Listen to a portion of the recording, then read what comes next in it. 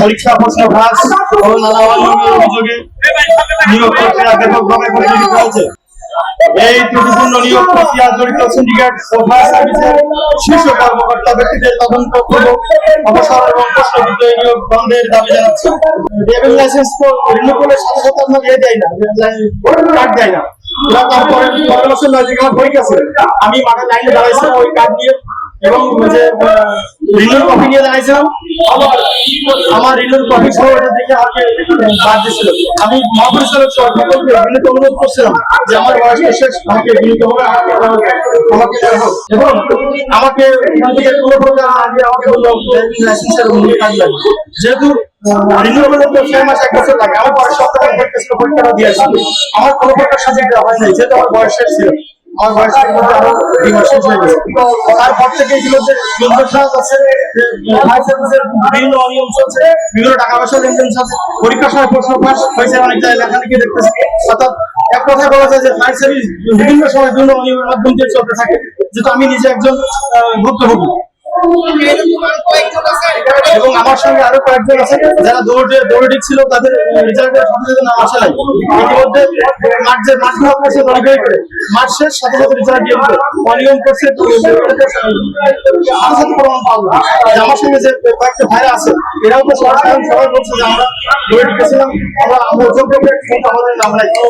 পরীক্ষা প্রশ্ন ফাঁস ও নানা অনিয়মের অভিযোগে নিয়োগ প্রক্রিয়া ব্যাপকভাবে পরিচালিত হয়েছে। যা ইতিমধ্যে সামাজিক যোগাযোগ মাধ্যম সাংবাদিক মাধ্যমে প্রকাশিত হয়েছে, বিষয়টি আমাদের নজরে এসেছে। এ বিষয়ে আমরা সাধারণ প্রত্যাশীরা চরম হতাশায়।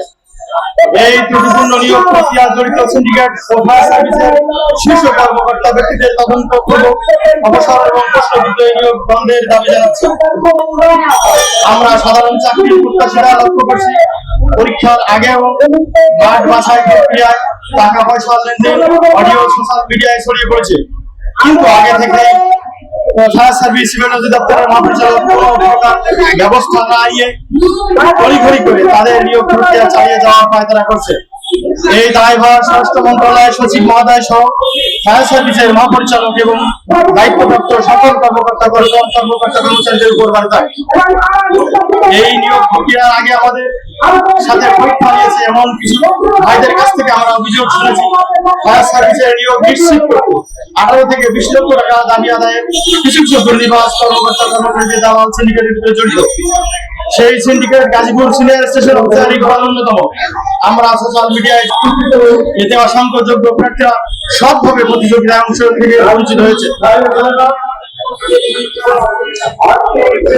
জুলাই আন্দোলনের দুর্নীতি, লুটপাট ও বৈষম্যের বিরুদ্ধে লড়াই করে আমাদের হাজারো ভাইরা জীবন দিয়েছে, কিন্তু এই নতুন বাংলাদেশে আমরা দুর্নীতির বৈষম্যের শিকার।